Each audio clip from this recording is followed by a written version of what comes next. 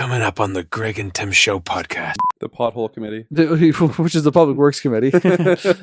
I'd like to sit down with George W. Bush. That's why I changed. Yeah, because it's harder. So you have commercials? Just go to a commercial. We'll be right back.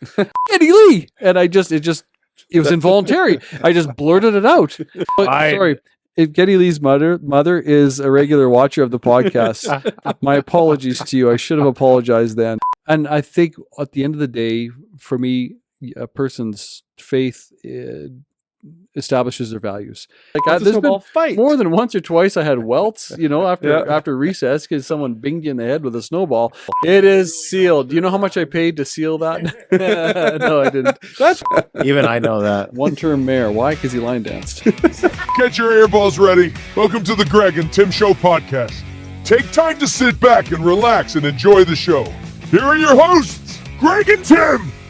That'll be good. I was talking to Liam, who runs. I'll do the food, but not the line dancing. You have to go there and do the line dance. You can't go and not do that. Even I know that. One-term mayor. Why? Because he line danced. He says this, but then there's a video floating around from about a month ago of him in a Congo line. But that was accidental. I was pulled into it. How easily is this visible? Like this video attainable? It is sealed. Do you know how much I paid to seal that?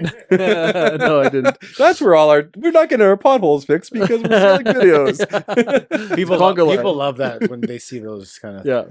Oh, if you're doing the line dancing, I think you'd be four-term mayor. Clay Young, right? So Clay Young, we were sitting at the table with him and his wife at this dinner. Anyways, after the fact, I'm talking to my wife and I are talking to someone. I'm holding a binder, and all of a sudden I feel these two, hands grab me on the shoulders and put me into this conga line. It was Clay Young's wife, Wendy, and I handed my binder off to my wife and left her talking to someone she didn't know. And the guy said, like, "Does he do this often?" And my wife's like, "Never." So it was a funny moment. Where are you going? That's awesome. Yeah. And we are showing the video now. We got unsealed. And you look way better line dancing than I would. So there we go. Yeah. That's on the record. Tim's not a dancer. He's a singer, though. So yeah. He'll get up here and sing every now and again. Some people would disagree. Yeah.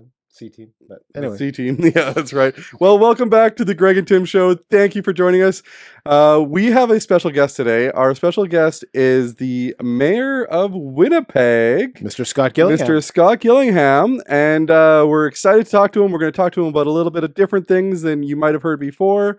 We're going to do it the Greg and Tim style. And you want to get right into it, Tim? Let's get right into it. And you said you wanted to ask the first question, so I'm going to ask it for you. No, just kidding. Go ahead. First question is, how disappointed were you that Taylor Swift didn't pick Winnipeg as one of her Canadian cities? Oh, Taylor Swift in Winnipeg would have been phenomenal. Right?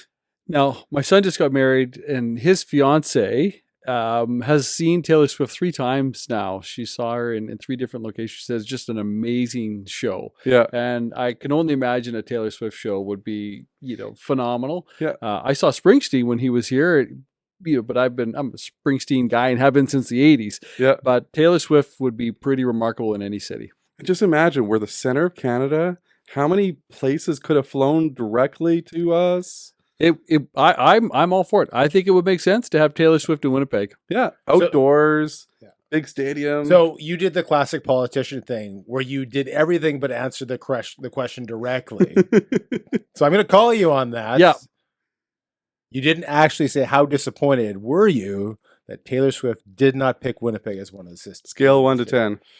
How disappointed? I was disappointed. A scale of 1 to 10, like 7 in my disappointment level. Okay. Yeah. Because I'll be honest, I like Taylor Swift. I don't. If I had the choice between Taylor Swift and some other artists, Bruce Springsteen would be better. Springsteen, just for me. Now, most people would kind of, choose Taylor Swift because she's no doubt phenomenal. Yeah. But I'm a Springsteen fan. Top 3 artists of all time. Oh boy. Well, let's say your favorite. Yeah. To say your favorite. Your top 3. In your top 3. In my top 3. Okay, so I'm putting Springsteen back in there. U2. Yeah. U2 Coldplay. Nice. Those are all really good live shows. When U2 was here, did you see U2 when they were here? Yeah. U2, I was actually telling somebody the other day, U2 was my first ever concert. Oh, really? Yeah. That's not a bad that's setting the bar pretty high. I know, right?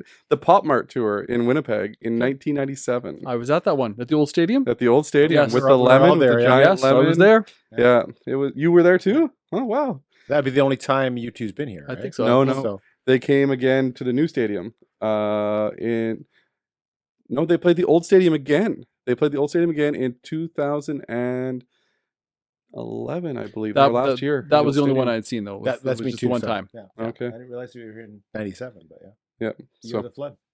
the year of the flood, and they actually sang "Stand By Me" in like solidarity, and everybody in the stadium sang "Stand By Me" for the flood victims and everybody that was working on the floods and everything like that. Did It was they like, flick a lighter like a Bic? oh yeah, I'm sure. Because Like, now it's not the same at concerts. It's everyone like turn the light on your phone. That's not the same as flicking a Bic, right? But that's anyways, right. It's a fire hazard. It's You fire should hazard. know that. You can't flick a Bic. You're not anymore. even allowed to smoke inside these buildings anymore. So. I smoked in the basement yesterday, but that was yesterday. In my basement. Oh, sorry. I should have said anything. So we're gonna start the interview with a bit of a fun game, a little bit of an icebreaker. Are you up for it? Sure. Okay, we're gonna do something called American bylaw, Canadian bylaw, or Oh my fake goodness. bylaw. Where we're gonna give you a bylaw, and you're gonna say if it's American, Canadian, or fake. And one of them actually is both American and Canadian. Are you ready? I don't think I'm going to do well, but you go ahead. Okay. Some of these are Winnipeg bylaws Are they? or fake Winnipeg Okay. bylaws. You want me to go first? Go ahead. It's illegal to put coins in your ear. Somewhere in the world. Somewhere in the world. Yeah, I would say that that's probably a bylaw somewhere in the world because probably too many people ended up in hospitals. They said, we got to make a law about this. So American or Canadian? Oh, it's got to be American. American You're is right. correct. Ding, ding, ding. Ding, Hawaii, ding. First Hawaii one right. specifically. Okay. Number 2, you must have a limit of only one toque or winter hat per head. That can't be real. No, 2 for 2. 2 for 2. Wow. That's actually pretty good. I thought that one would trick you up here. All right, go ahead. It is illegal to throw snowballs without permission. Well, probably somewhere it's illegal to throw snowballs without permission. That's probably a thing. Yeah. Or is it in Manitoba, Canada, or United States? I think some schools right now to kind of crush them. I think some schools, it's kind of like when we grew up at school, you're chucking snowballs. Some of the funnest times were throwing snowballs. Did you chuck the snowball or did you get it chucked at and you? both. Yeah, absolutely. Like It's a there's snowball been fight. more than once or twice I had welts, Yeah. after recess because someone binged you in the head with a snowball. But I think right now, like the rule in schools is snow stays on the ground, which is, I understand why. No fun, but I understand why. So my answer is yes. It's probably a rule somewhere, probably And here. Ding, bing, bing. He's 100% This is why he's the mayor. He knows all these answers Yep. already. Apparently, I'll this never is- be a school superintendent now. But anyways, But if this was a bylaw in Winnipeg, would you remove that bylaw? so there's a bylaw in Mississauga. This is not. I'm not answering political by not answering the question. But there's I just found out this week. There's a bylaw in Mississauga that doesn't allow people to play street hockey.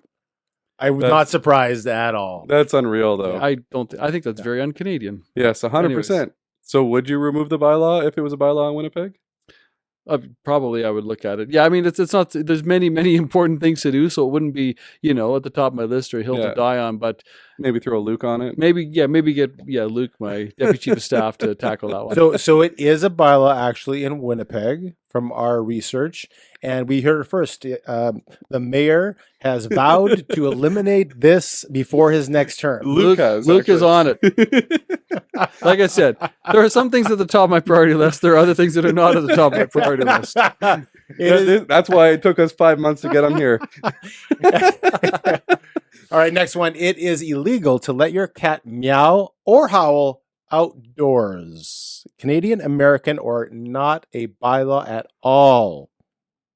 That sounds like it could be a bylaw, but I'm going to say it's not. You got your first one incorrect. In Oh. Edmonton, Alberta, Canada, It's that illegal. is an actual bylaw.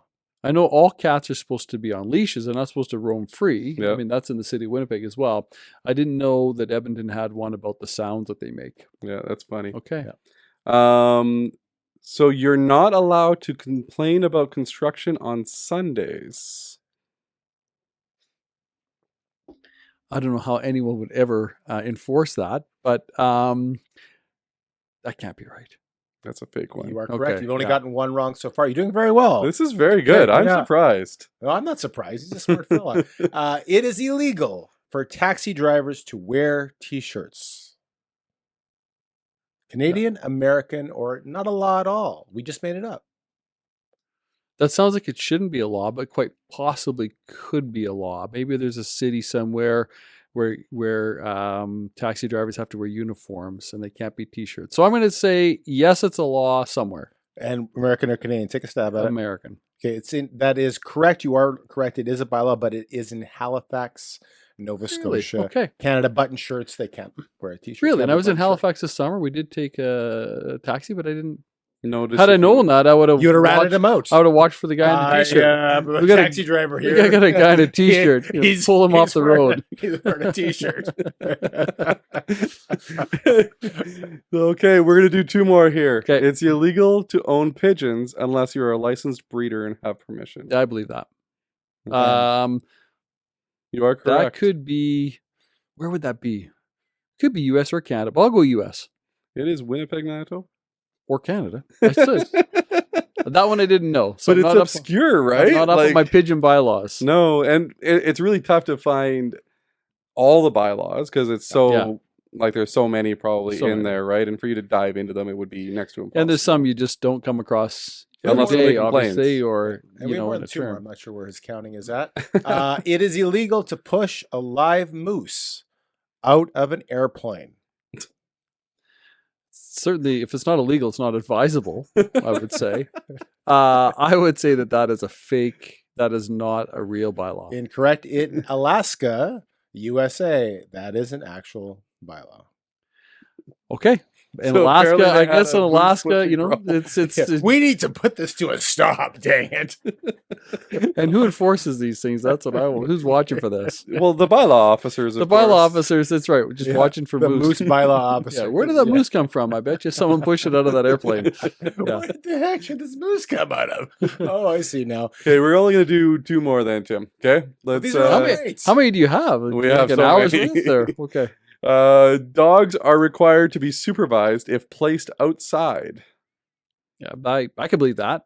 I don't know. What is? I guess it depends what supervised means. I mean, that could Like just be placed anywhere. outside. Well, it says placed outside temporarily.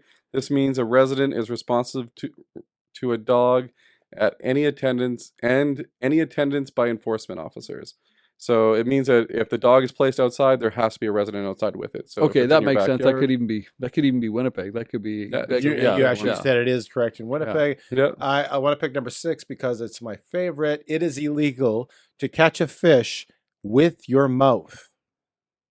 Again, I hope this is fake, or there is a place where this has been a problem that had to be enforced. I'm going to say fake. Okay, if you go to Pennsylvania, do not go into a live stream with your mouth open because you could get caught by a bylaw officer. in Again, Pennsylvania. bylaws are put in place because there's a problem with an issue. So I guess there's a place in Pennsylvania where this was a problem. So what is the process of? So let's say there's an issue out there right now, right? And there's people that are doing a certain random dumb act all the time.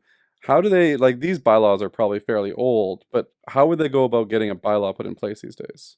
Well, a lot of times, like a bylaw is to deal with something, as you said, that becomes an issue. A couple ways. The typical way that it's done is one of the city councilors or I will bring the issue forward and say we want some rules around it. And so quite often, the next step will be to ask our city staff through a formal process, through probably a motion at council, ask our city staff to go look at it, go investigate it, look at other jurisdictions, see if there's a bylaw related to this issue in other jurisdictions. What have the other jurisdictions done? And bring something forward, a report back. And if there's no other place where it's done, then at least go study it, bring it back. It comes back to council in the form of a report. And then council ultimately votes on whether or not to make it a bylaw. And obviously, because it's a bylaw, the legal team at the City of Winnipeg has to be involved too in crafting something that can be upheld as a bylaw. Yeah. My understanding or my expectation is all these strange, silly laws have just been forgotten about for years and decades and decades and decades. But There's some like about horses and yeah, stuff. there was one that was. If you go into really Chat funny. GPT and just type in "show me the top 10 silliest bylaws in Winnipeg," it'll actually scrape the City of Winnipeg website and give you what Chat GPT thinks are silly bylaws. And someone has told me about this before, not necessarily the chat GPT, but they've told me before about these antiquated bylaws that, I mean, this year the city's celebrating our 150th anniversary. Yep. So there's probably quite a few bylaws that are from decades ago, maybe 100 plus years ago, not relevant today, but still in the books. Yeah. And I was going to go on to the next question, but because you said that, so we are celebrating our 150th anniversary of Winnipeg, which is awesome. And previous to the taping of this interview, you're playing a hockey game against the province Wapcanoe.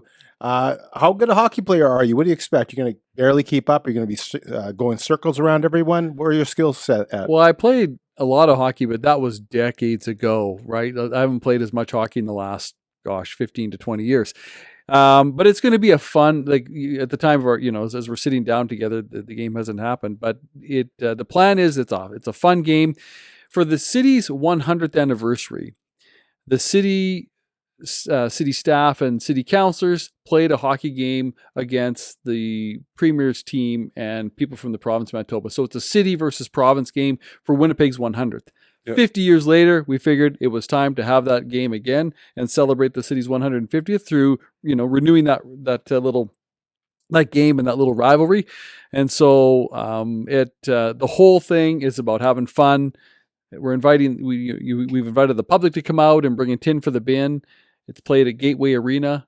It'll be a good time. Awesome. So if something did happen, we'll put in the news clip right now of all the fights and stuff that happened.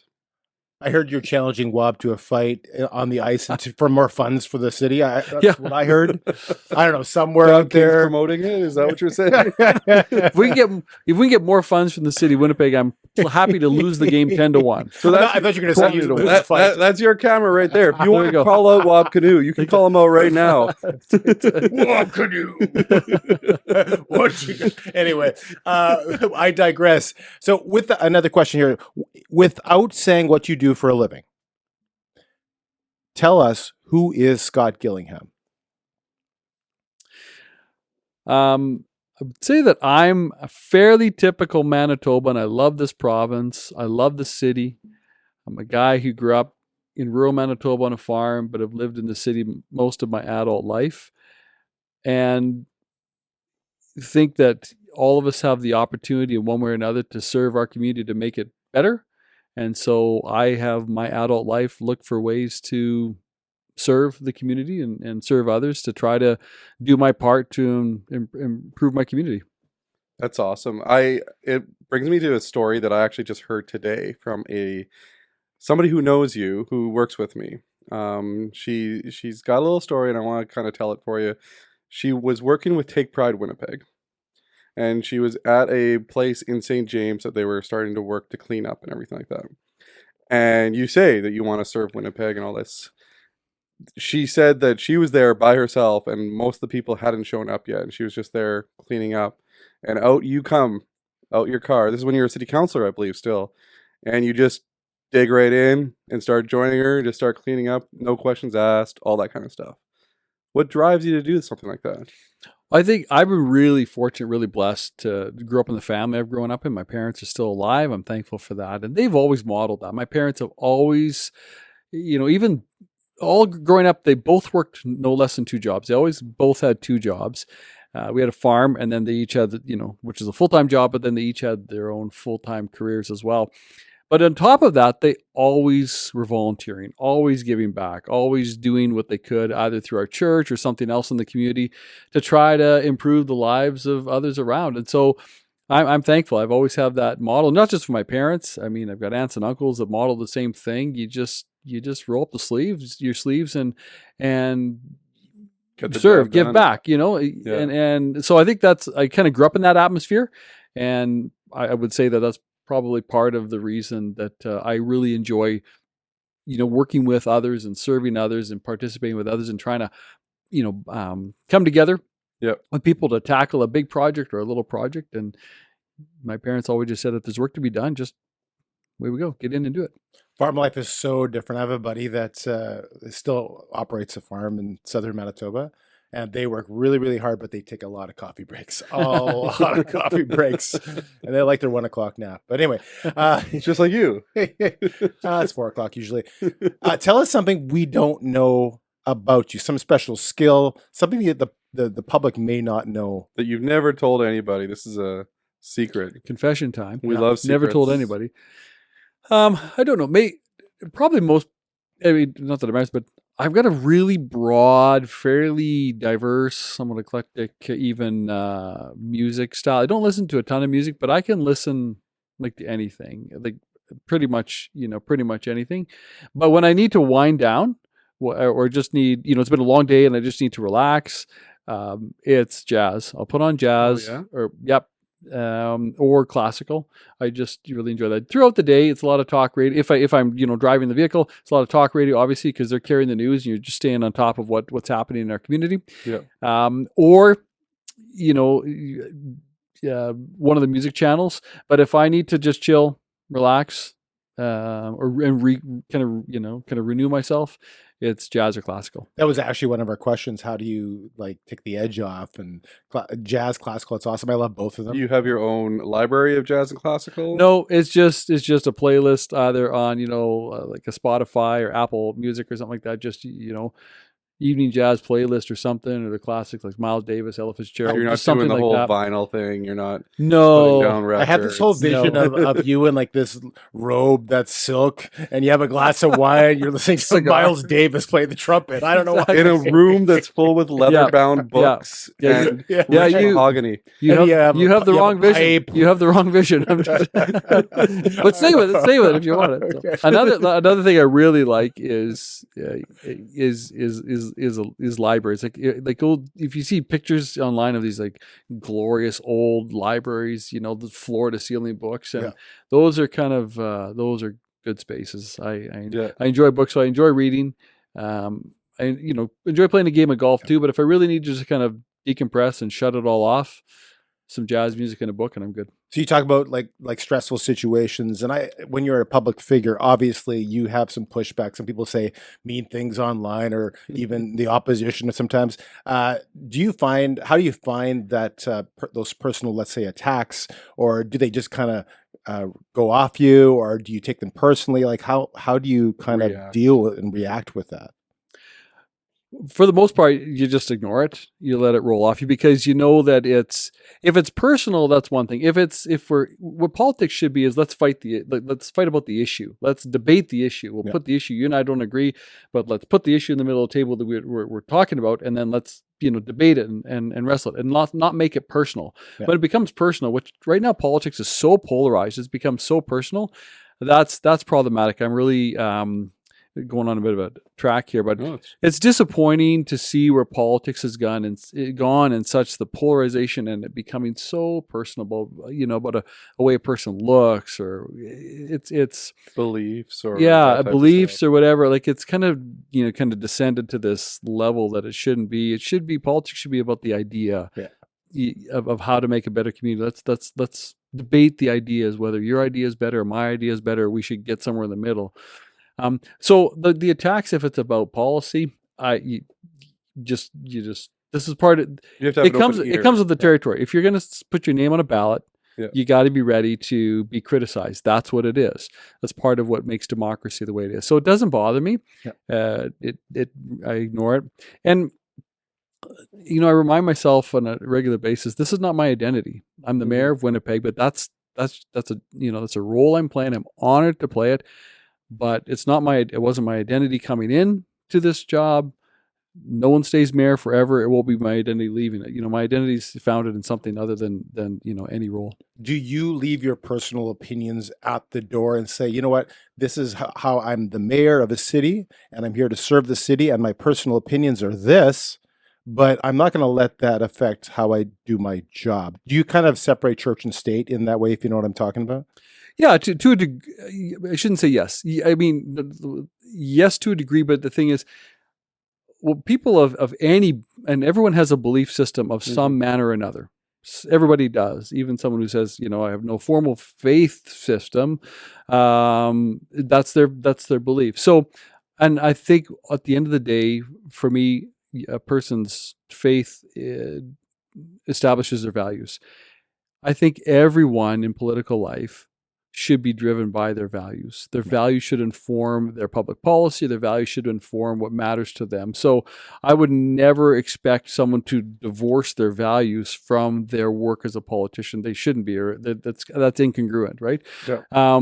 So to that degree, my faith, my belief informs my values. My values inform the way I do my job. Not perfectly by any stretch of the imagination, but at the end of the day, that's kind of what shapes the priorities, the political priorities that I and others have. So we come from a faith background, and we hear, like, a lot of our friends will say, "I'd love to get into politics," but some of the politics of 2024 go against my personal belief as, let's say, a Christian, and I assume some your beliefs as well.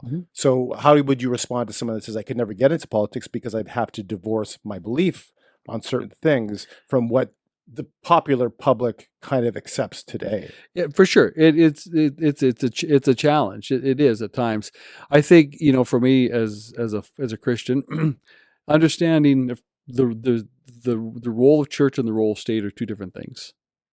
Your values should inform I think your values should inform the way you as a politician, the way you operate and what matters to you. Yep. And as a Christian, I may come down on one side of something, an issue, and another Christian would come down on the other side of it. Does that mean one's right or wrong? Well, maybe not. We just have different views of the way we interpret things. But I think at the end of the day, it's important to understand that, for those that are Christians, Scripture's clear that the church and state have complementary but different roles. Yeah. Yeah, and you have to bring your values into what you do, because of the fact that if you don't, you're going to fall. Right? Like you can fall for, they say if you don't stand for anything, you're going to fall for everything. Right? So you bring your values into it, and, there's different religions and different belief systems that are in there. But as long as they're all rooted in goodness and rooted in kindness and that type of thing, at least that's where you got to start, right? And you got to work your way up from there. Well, and you take a look at all the major faiths of the world, all of them, and even ones that are secondary have the same basic principles, right? It's justice, it's mercy, it's treating others with kindness and love, and find a right and a wrong, and stand on the right, and oppose the wrong. Like, so that's there's so much similarity. So when you look at the population of Winnipeg, about just under 850,000 people, you look out and say, maybe my formal faith is different from someone, my neighbor down the road, but at the core, we're believing the same things. We want the same things for one another. We want the same things for our families. We want the same things for the sake of our community. Let's rally around those that are the common denominators and build that kind of community. Yeah, and when everybody can work together, you're going to get more things done, right? Yeah. Do you think finding a common goal with everybody is kind of a really good skill to have in your position? It's essential. One of the things I enjoy about municipal politics, as opposed to provincial or federal politics, which is party politics, is in municipal politics, I have to, by nature of the way it's structured, we have to work with everybody. There's not a party system, so it's us, us four against those five, or whatever, or our party against someone else's party. And so you're making kind of alliances with different councillors at different time based on your view of a certain issue. So sometimes, in Winnipeg, there's the mayor and 15 councillors. So you need 9 votes to pass anything. So I got to go, if I have an idea, I got to go find 8 other votes. And, 8 other councillors at least who will vote with me to get that idea through. Well, in this issue, I may have these 8 councillors. On the next issue, it may be those 8 councillors. And at times it may be, 9 or 10 of them and viewing something different than me, and I lose the vote. So your alliances basically can change depending on the issue. And that's both really challenging, but really, really rewarding. So there used to be a policy committee, right? There used to be like a special committee. Is that still around? There still is. So in our structure at the City of Winnipeg, we have what's called it's all committee based. So councillors get onto committees. Usually committees of 4. There's a committee for public works and finance and water waste. But then there's also an executive policy committee. That's a committee, the leaders of whom are chosen by the mayor. And so the chairperson of the community services committee, the finance committee, the public works committee, the water waste committee, The pothole committee. which is the public works committee. So those committee members, those committee chairs, there's 5 of them, Yeah. are my executive policy committee Okay. as well. So these are the most trusted people that you have amongst the. I'm not going to say most trusted, but the most like you can gain the most experience from. these people? I certainly have trust in these individuals, obviously, but it's extra work. So they're overseeing that committee and the departments under their They have to be dedicated. portfolio. So it takes a lot of work, and from time to time, I'll shift that around as far as who's on the executive policy committee and who chairs those committees. But certainly there are individuals that we try to work closely together. I don't ask them on everything to vote exactly the way I vote. So from time to time, we disagree on items, and that's what democracy is and should be. But for the most part, they do the work of chairing those committees and overseeing those departments. So Okay. you went from being a pastor to a politician. What made you wake up one morning and say, "Hey, I'd like to get into the fine world of politics"? Well, it was not waking up one morning and flick of the switch. It ultimately came back, I think. It goes back to this idea of serving and finding ways to serve. The long story short is that I was pastoring. Our kids were little. Signed them up to play t-ball. And when we signed them up, they said, "That's great, but we don't have a coach. Can you coach the kids?" And this was at the community center. I said, "Sure, coach the kids." Before you know it, they called me and said, "Could you serve on the community center board?" Okay, served on the board, and we started to build a new community center. And while we were doing that, I sat across the table on a regular basis from the then city councilor, Scott Fielding, city councilor for St. James. We got to know one another and struck up a bit of a friendship. He came to me one day and he said, "Can we go for coffee?" And when he took me for coffee, he said, "I'm not going to run for city council again." This is about 2013, and the election was in 2014. Okay. "You should really consider it." So, okay, I'll consider that. And things were going well at the church. Pastoring was going well. Then the phone rang, and there was someone else who called me. He's in the room today, Luke Lewandowski, who's now my deputy chief of staff. And he said, "You know what? You should consider running for city council." So ran for city council, won in 2014 to represent St. James. Yep. Re-elected in 2018 to serve St. James. But during that time, some people had encouraged me, well, Mayor Bowman if he doesn't run again, you should really consider running for mayor. And again, one of the people was Luke Lewandowski, who's in the room today.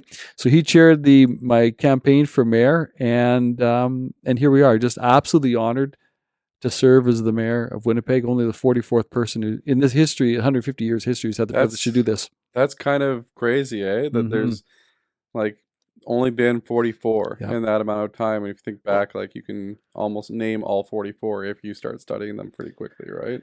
If you memorize them, you can. If you memorize them. But the fact that it's only 44, like But I'm glad that wasn't one of your questions today, because I could not have named all 44. mayor of Winnipeg. Two. But- What was your biggest transition? Was it from pastor to counselor or counselor to mayor? What was your biggest jump? Yeah, pastor to counselor. Okay.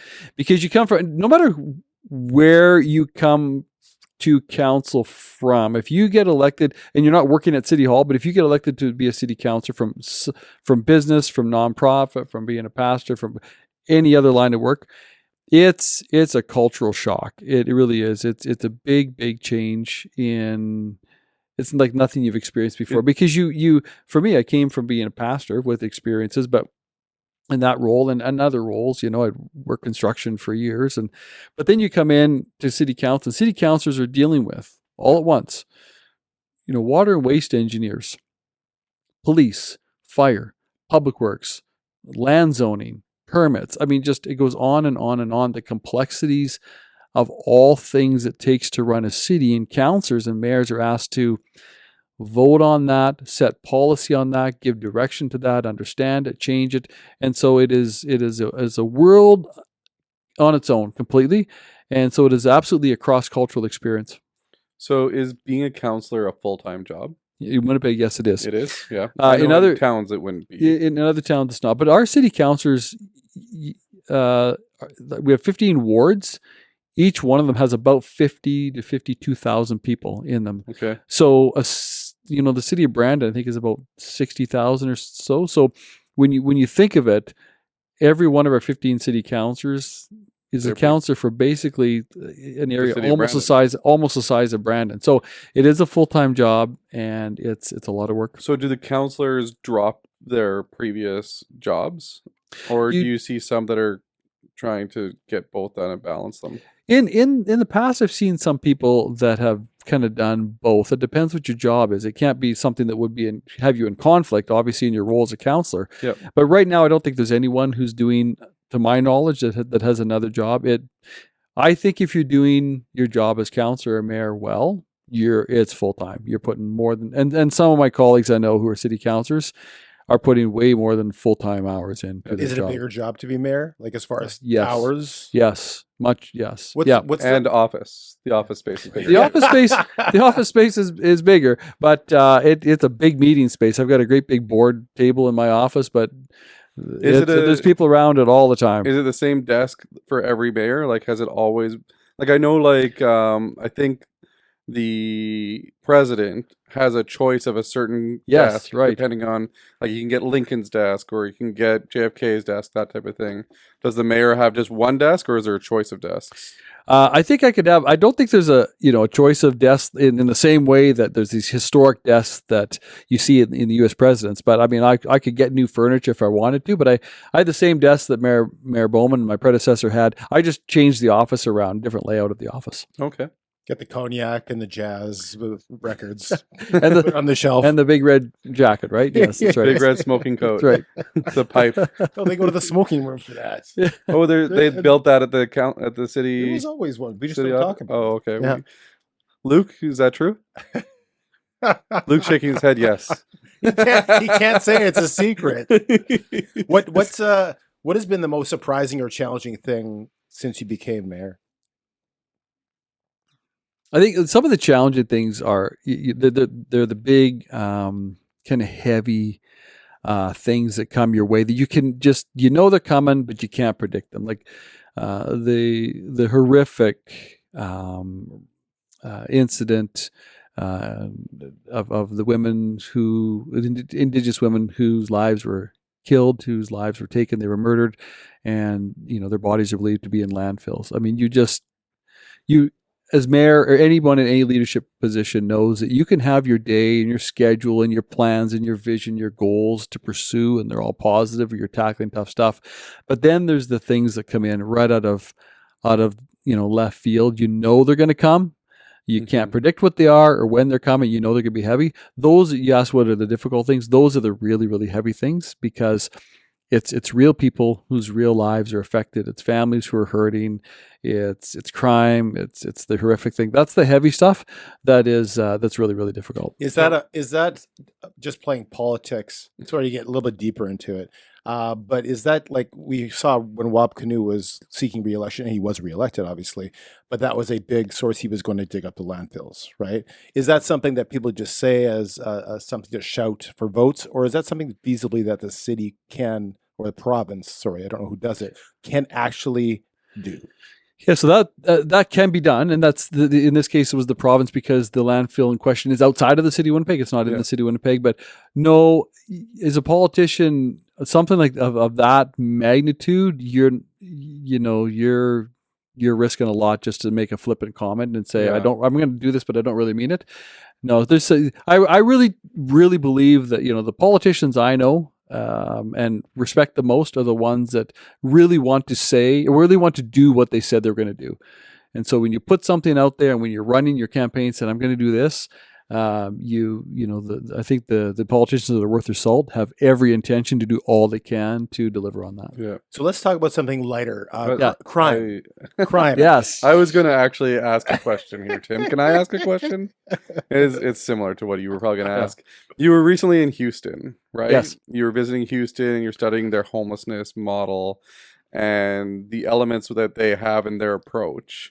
What kinds of things have you brought back to Winnipeg, or kinds of things that you thought you could bring back to Winnipeg to tackle our situation in Winnipeg? Because it's kind of gotten a little bit, it hasn't gotten better, essentially, right? Yeah. So we want people to have hope in life. Yeah. Right. And when we look at people who are struggling with homelessness or addiction or a combination of homelessness, addiction, and sometimes a crime that goes with it, a lot of time, are these bad people? No, they're people who are trapped in addiction or trapped in poverty. And so their life, the situation leads them to be on the street or on a riverbank. And, I think we have this moral, social, human to human obligation to help one another and not just to kind of shuffle the person down the road to the next riverbank or the next bus shelter, but to truly help them.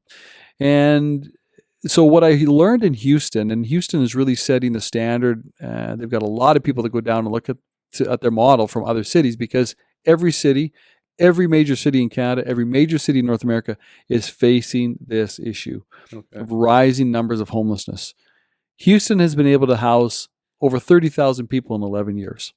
The way they've done it, one plan. We have a lot of agencies doing good work. We've got levels government participating. We've got nonprofits. We've even got business helping out. But it's all, in many instances, not always, but it's too often disjointed. It's silos operating. Yeah. And so you've got overlap and gaps. In Houston, they said one plan. Everyone's coming together for one plan, and everybody knows their role in the plan. The illustration I've used over and over again is the difference between a bunch of kayaks in the river, everyone paddling along doing their thing in circles, or everybody in a dragon boat. And everybody knows we're in the dragon boat. We all hear the beat of the drum at the in front of the dragon boat. I've got my oar. This is the part I play. You've got your oar. You're here. And so together we're making progress in unison. So we need one coordinated plan to address homelessness in this community. Houston has that. They have one coordinated plan. Everybody knows their roles. They communicate well. The funding to organizations is tied to the degree to which they follow and agree to the one coordinated plan. That's what's really the key thing about Houston, and a housing first approach, which means that if I'm going to help someone come off the riverbank or get homelessness, the first thing we're going to do is get them stable housing. You can't treat someone's addiction effectively when they're on the riverbank. Yeah. You can't treat their mental health challenges if they're just living on, in a tent on the riverbank. You got to get them into housing with the wraparound supports. Who would set that plan into motion here? So it's going to be the province. So I've been working with the province of Manitoba on a regular basis. And the reason I say the province is because it's the provincial government that has the areas of jurisdiction that are most needed. Health, mental health, addiction services, detox, recovery. So those are some of the prime, and ultimately the responsibility for housing more than the city of Winnipeg does. So because the province has the levers and has the areas of responsibility in the departments that are most needed in this, they really have to lead. And I believe they are wanting to and moving towards that.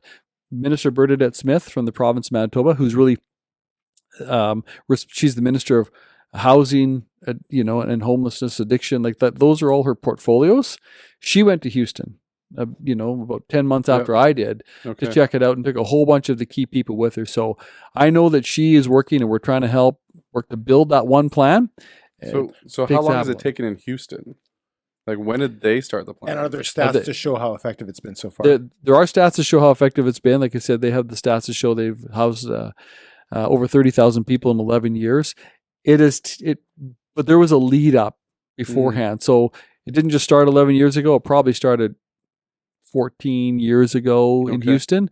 It's about getting the right players who agree, the right agencies and entities and leadership within the community to agree to move to one plan. So what's really exciting right now is we're seeing the shift happen. There's business leaders, there's nonprofits, there are levels of government, both provincial government, Indigenous government, City of Winnipeg, that are all kind of starting to come together to say, let's move towards this, and let's coordinate an approach here.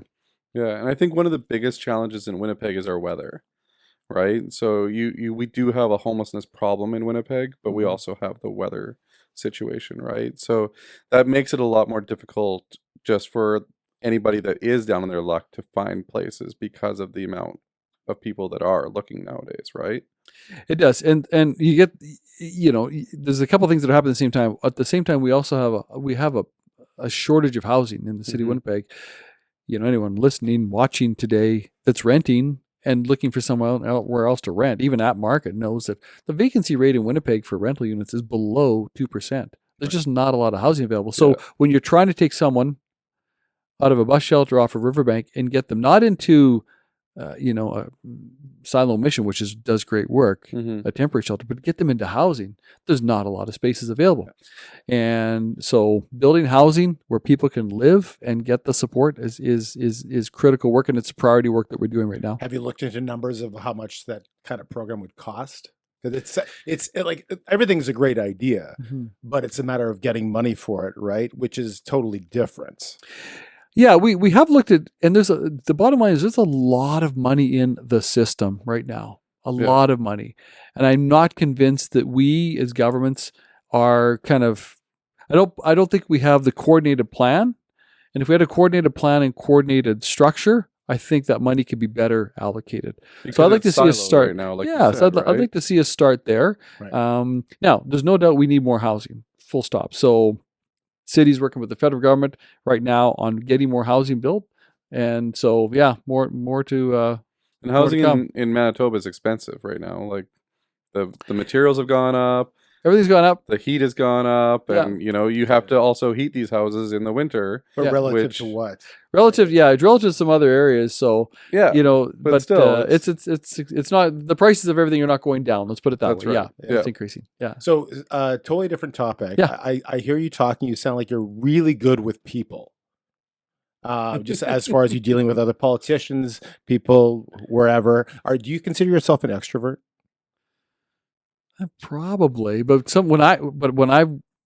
after like a couple of evenings out in a row, like a few long days and a couple of evenings out, I just need to sit on the couch with music or a Jets game on with my little dog beside me, and just like not talk to anybody. So I'm probably an extrovert, but I need to recover. Yeah. Some people to recover, they got to go out. Let's go out and go out tonight and meet some people. When I after you've kind of been extrovert for many, many hours in a row, days, you just need some downtime. I just need some downtime. Yeah, after the show here, I'm sure he'll go watch the Jets game and in his lounge area with the cigar. With his pipe. Yeah, sorry, totally different. So, because you're such a social person and you're really great with people, who's the most important, famous, craziest person you've ever met in your life? Oh, I don't know if the most famous and craziest person, but funny, slightly embarrassing story. Many, many years ago, before I ever got into politics, I was in Ottawa for a conference, and the hotel we were staying in, my wife and I were, on one of the upper floors, and the hotel we were staying in, the regular elevators weren't working.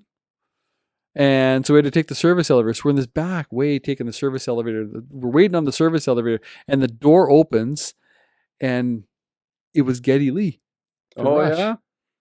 And I was like, Geddy Lee! And it was involuntary. I just blurted it out. And I was so excited. It's like Geddy Lee from Rush. For those who don't know Geddy Lee, Rush, great band, so for the older viewers, you'll know who that is. So it was a funny front moment. Row at the Jays games. There we go. Yeah. Right? Tom Sawyer, one of her greatest songs ever. Anyways, so I get in the elevator and I'm just so excited that and I'm not usually an excitable guy, but I'm like, this is Geddy Lee. I'm in an elevator with Geddy Lee, and it dawns on me as I'm standing there, he's got this big kind of medallion thing around his neck, and I realize he's getting the Governor General's Award. So he was coming down the elevator from his hotel room to the ballroom with his Governor General's Award on. And so I said to my wife, like, can you take a picture? So, can I take a picture? And he's like, okay. I could tell he wasn't overly impressed. So I pushed I kind of got in there and kind of pushed your wife out of the way. No, there was someone there and I pushed her out of the way a little, just kind of like, no. Yeah. And so my wife takes a picture, I look over, it's Geddy Lee's mother. I'd pushed out of the way. So I'll never forget. I felt so bad. I just like, and she's a short little woman, and I just out of the woman. I'm just like, something separate Geddy Lee and his mother. About Scott Gillingham. That he pushes Geddy Lee's mother around. Yeah, I'm just like, excuse me. Fell down. I didn't say. We have video of it. No, I didn't say hi to her. I didn't acknowledge her. It was awful in that moment. She was invisible because I was just so. It's Geddy Lee. I've been in that situation when someone's you just lose your mind. Sorry. if Geddy Lee's mother is a regular watcher of the podcast, my apologies to you. I should have apologized then. So As far as we I'm apologizing to Geddy you now. Lee's mother and Geddy Lee neither are. Well, if they are, don't forget to like, subscribe, Subscribe, share, and share. comment. But So- that's a cool story because like I know what you mean about like when you get starstruck or like Yeah. you see somebody. I've never yelled out their name before, but And it was so involuntary. I was so embarrassed after. Oh, my voice went up too loud. but I've been in the same situation where like I've seen one time I saw Chris Bosch of the Miami Heat at that time, and we were having dinner in South Beach, Miami, me and my wife and two other people, and I see him and I'm like, I got to go get a picture with him. Like, that's the first thing I think in my head. And the other three people, including my wife, said, no, you don't. He's with his family having dinner. I'm like, one chance, right? Yeah. So I waited till he ordered. And then before he got his food, I went over and I said, hey, Mr. Bosch, can I get a picture with you? And he's like, once I'm done eating, I'll get a picture with you. And I'm like, okay. So I was at that restaurant for another 2 hours because I'm like, I can't leave until I get. But yeah, it's that once in a lifetime thing, right? It Where is. you want to meet Yeah. somebody that is, yeah, that's cool. Geddy Lee. We saw Frankie Valley at the State Fair in Minnesota. Okay.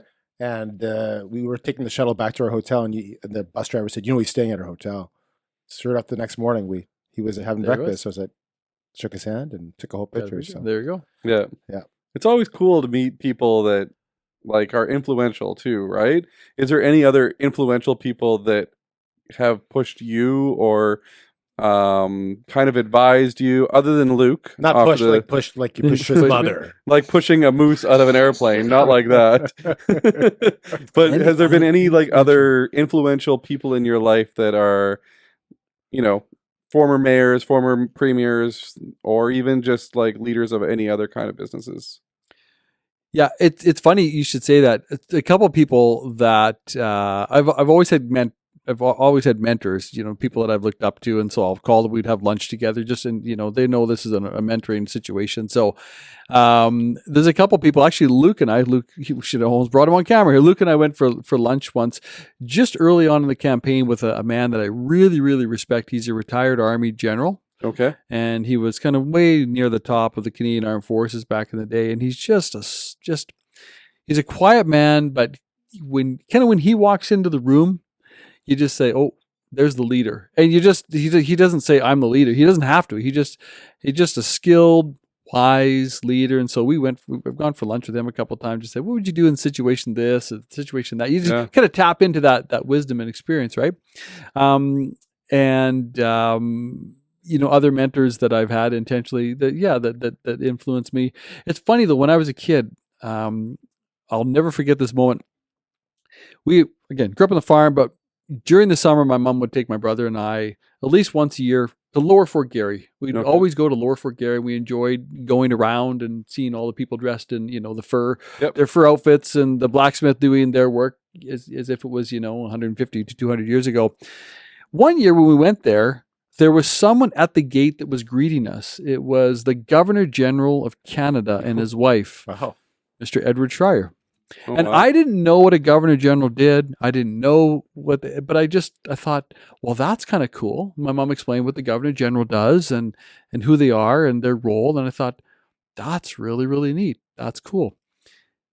Years later, I went to visit my aunt at work. She and I were fairly close, and I went to visit her at work. She worked at the provincial legislative buildings.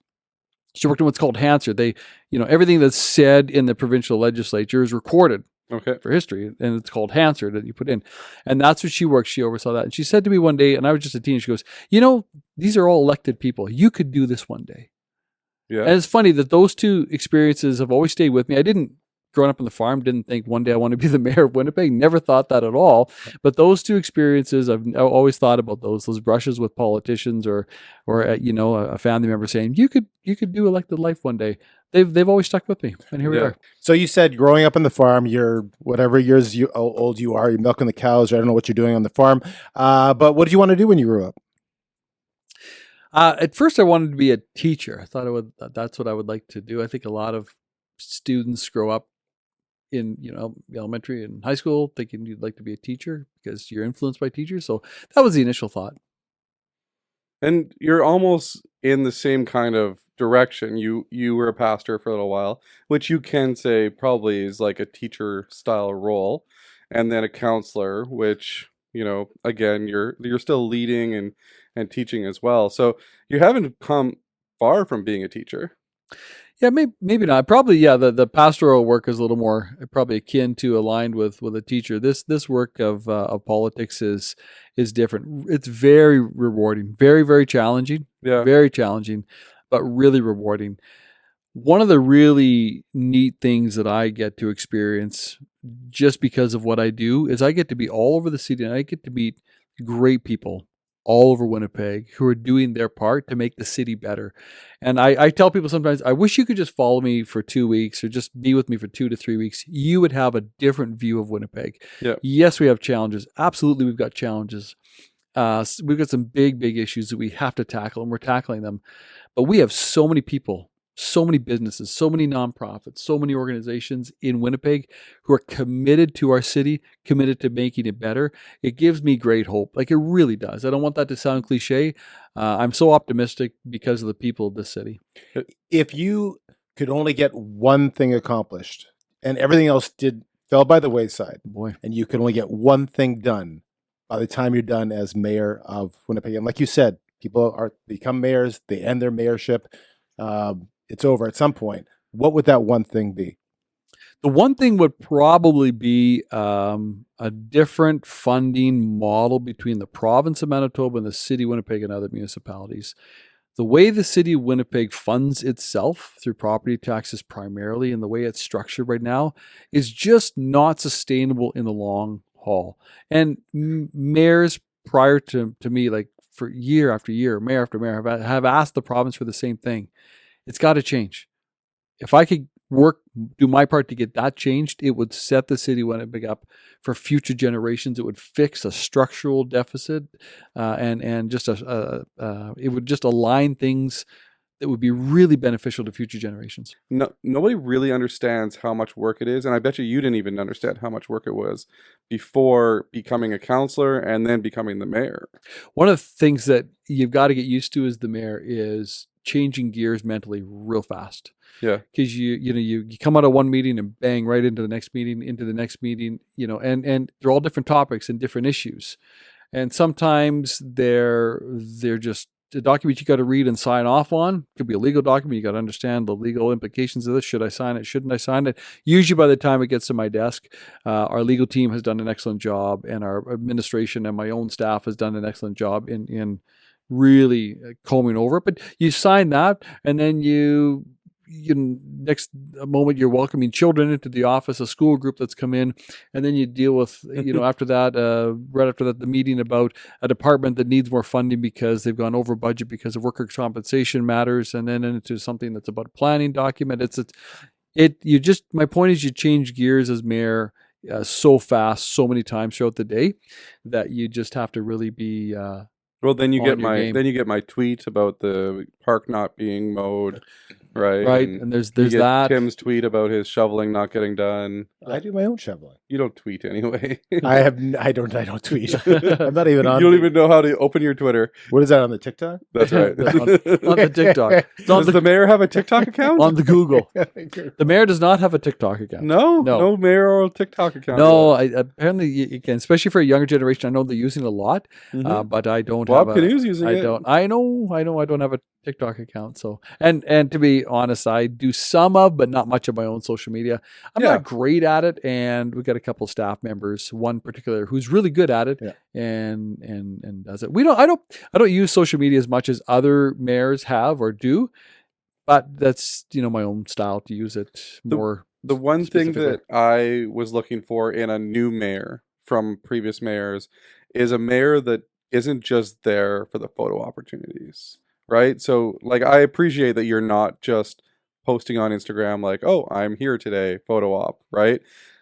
Because we want to know that the mayor is getting things done and not just sitting his last, like, you just finished your first year, correct? The first 2 years. So it's a 4-year term. I'm halfway through right now. So as the mayor, yeah, you could essentially just sit back, and I'm not saying that it's going to be easy to just sit back, but you could just sit back and coast for the next 2 years, and then let somebody else take over if you really wanted to. Yeah, I guess in theory, it's like any job. You can, anybody can put the level of effort into it that they choose to. There's just so much work to be done. Yeah. So much work to be done that you never have to wake up in the morning thinking, well, what am I going to do today?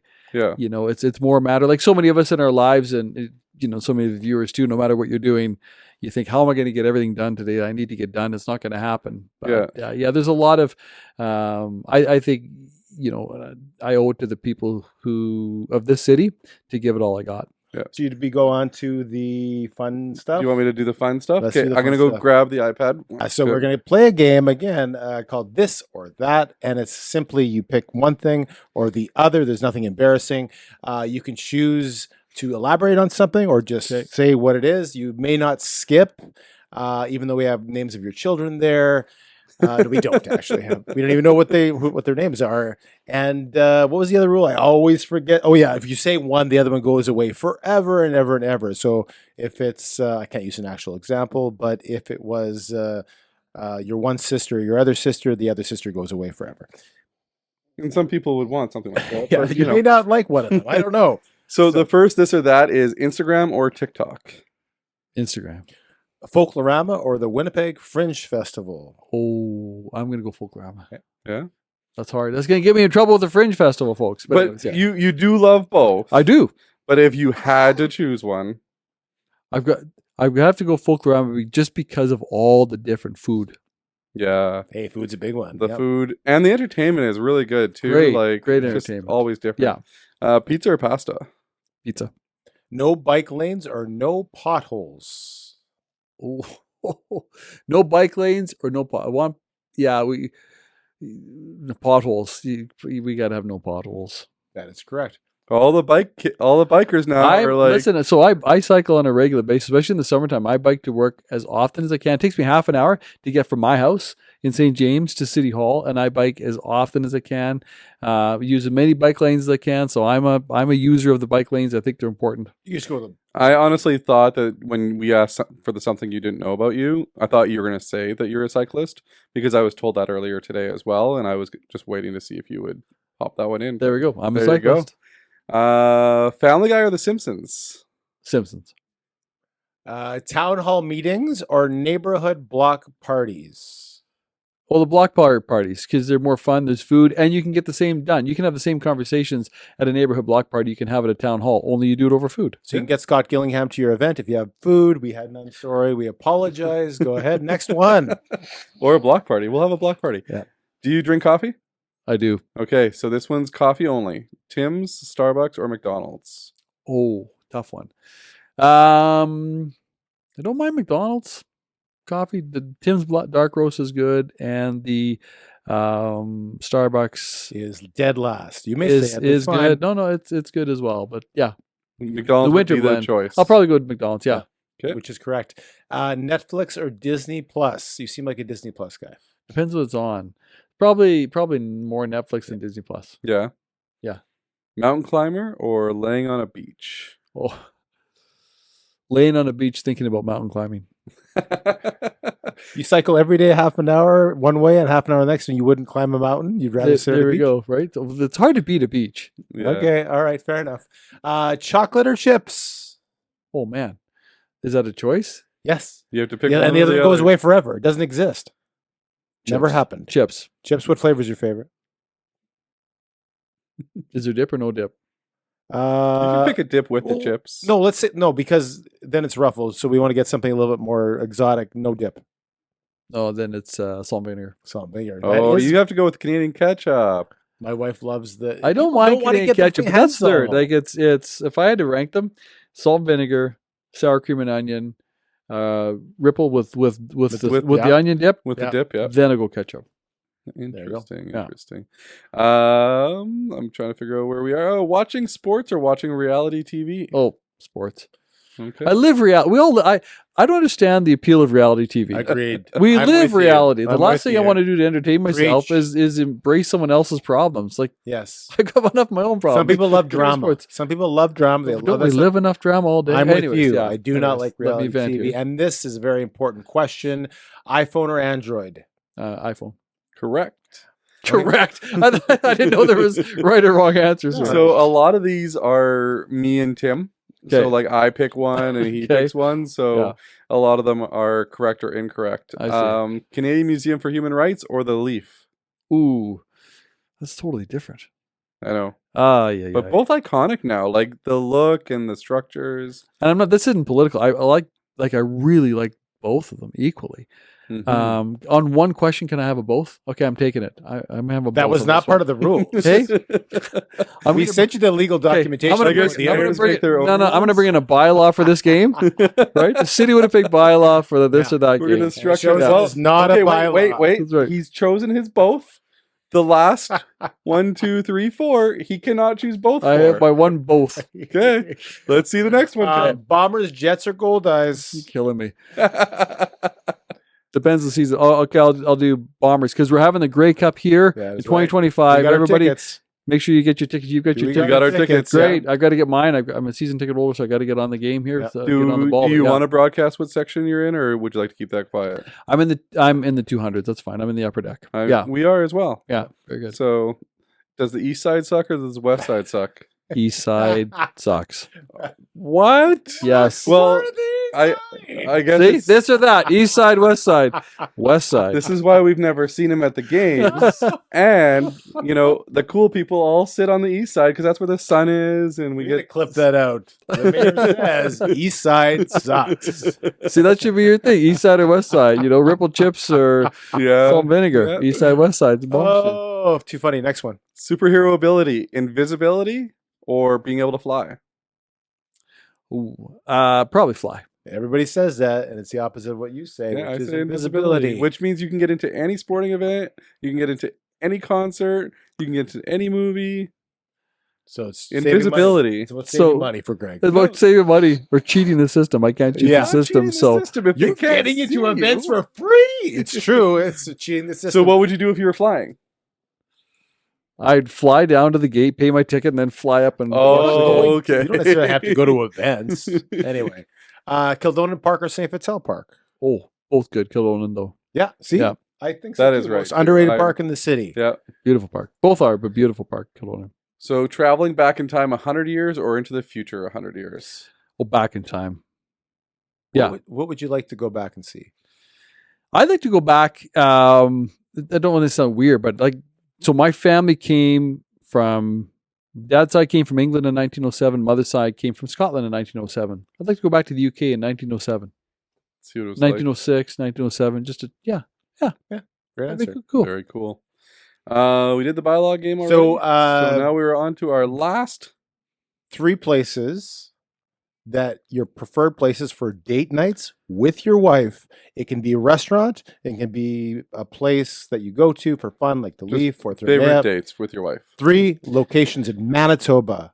Top 3. Go. In Manitoba, I get to go Manitoba. I think we should just do Winnipeg because he's the mayor of Winnipeg. Okay, I'll do 3 Winnipeg and 1 in Manitoba. Okay. How's that sound? So the Manitoba one first. We used to always go to Clear Lake at least once a summer. So there's my Manitoba pick. It's a very popular pick amongst people. Yeah, in We were the- just there a month Great. ago. That's Yep. great. And the cinnamon buns at White House. Have you had those? Oh yes, Right. You got to get the ones with the cream cheese. Yes. They're Well, the then best. the next morning you go and get the ones with the maple, and the next one you can. I don't so, like the yeah. maple. Okay. This or that. There's another this or that There we question go. for Good. for your next guest. Throw that at this or that. Yep. Maple, or Cinnamon or bun or cinnamon, regular or cinnamon regular bun. cinnamon bun. So let's see what they say. Or neither. Too much Uh, sugar. Good. But yeah. So in Winnipeg, we live not too far from the Cinnamon Park. So we really like to go for a walk, pick up Sergeant Sunday ice cream, walk through the park, walk back. So that's just a great place, a great Awesome, date yeah. place. Yeah. We also enjoy. Oh boy, it's. We like going for coffee. We like going to different coffee shops. So I don't know if I can just pick one, but just the local independent, not the chain. Yeah. So if I can just say writ large, independent small coffee shops in So Winnipeg. you don't have to We- say the best one. But just just say name, your like, 3. favorite coffee shop that you like to go to. We one of the ones like San Vito is local. I like going there, and then Le Croissant in Saint Saint Boniface is Okay. phenomenal as well. So I yeah, don't think so I've been we to enjoy either of those. those. Recently, I just discovered Sheepdog Coffee, Very which good. is in South Landing. Yeah. And Empty Cup, Yes, which is really good too. Their new nitro cold brew with vanilla oat latte Okay. It's in a can, and it's just like A lot going It's on there. deadly. Though. Night brew, vanilla. It's nitro, oat latte. vanilla, Yeah. oat latte. Okay. Yeah, so it's very, very good. I But think I'm on 2, right? So we said the Yep. park and coffee shops in general. And then there's just so many good restaurants. The last one we went to on a date night a couple weeks ago was Pasero. It was so good. It was just delicious. Locally, we're right near Silver Heights Restaurant. That's a favorite of ours as well. I've always wanted to go there. I just never have. Oh, you got to go. Okay. It's been around What's for over the- 65 years, and what's the it's go-to family dish owned. at Silver Heights? Well, if you're in the lounge, just anything with with their wings, but the go-to dish there, they're known for their ribs. Great ribs. Gotta go. Yeah. We should go. Yeah. I've heard that. I think we should. Yeah. Tony Sawicki and is in the family. They do a great We'll job. say the They've mayor's- around for- Yeah, Sure. We'll Say the we'll drop the mayor's mayor's Said there name. was half Sure. price ribs. Half price ribs. That's right. One person, dead or alive. No, I've changed this one. You're cutting it out. Oh yes, person alive. Yes, I'm curious. changing it up a little bit. Okay, we've changed the question. He's changed it on me. Used to be dead or alive, but now we're saying person that is currently alive that you could have a 20-minute conversation with anybody. Oh wow, a person alive I could have a 20-minute conversation with. Oh, this one is going to stump me. A person alive I could have a 20-minute conversation with. You've Oh, changed you it. guys. That's why I changed. Yeah, it. because it's harder. So, do you have commercials? Just go to a commercial. We'll be right back. Oh, we're not really okay. You guys spilling your coffee everywhere. Coffee So, everywhere. so yeah, but probably would be a political leader. I'd like to sit down with George W. Bush. Really? Yeah, That'd be an interesting because conversation. you know what? Because I'm thinking about 9/11 and all that the U.S. went through when really the world changed. I mean that. I think Yeah. that I've got pressures as mayor, Yeah. but some of the pressures that he and others had on a global scale Yeah. nowadays, that would be to me a fascinating 20-minute conversation. And he seems like he's a serious guy, but he's Jovial, really lighthearted as well. He I've laughs heard at some himself. people that have Yeah. talked to him that say he's a great guy. Yeah, he just seems like just a guy. Loves right? baseball. Yeah. He's just a regular everyday guy that Yeah. became president. But And at the time of one of those kind of historic moments in the world's history, for sure. I think that'd be fascinating. okay, Awesome. this is the last question, and then you're off the hook. Okay. And we cut the commercial. Cut to commercial. I don't know how it works. One piece of advice for anybody that is looking to get into politics these days. What is one piece of advice that you would give them? Be willing to risk, serve your community, and go for it. That's not one piece of advice, but you've got But to just that's measure. It's risk, but I don't want to look back on life and say, "Oh, I had the opportunity. I should have given it a try." Better to risk, and I think, and fail than to not risk at all. So that would be if you're looking to get in for the right reasons. Yeah.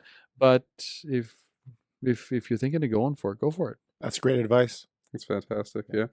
Well, we want to thank the mayor. Thank you so much Thank for you so joining much. It us. was This awesome. has been an amazing conversation. We appreciate it, taking your time out of the day to join us. And don't forget to like, subscribe, share, get everybody in Winnipeg to see this one, because I think that getting to know the mayor on a more personal level gets you to know the mayor on a business level as well. Absolutely, yeah. Right? So thank you so much for joining us. Appreciate Thanks, it. Greg and Tim. This has been a lot of fun. I really appreciate the opportunity to be with you today. Thank you. Thanks a lot. Thanks for watching the Greg and Tim Show podcast.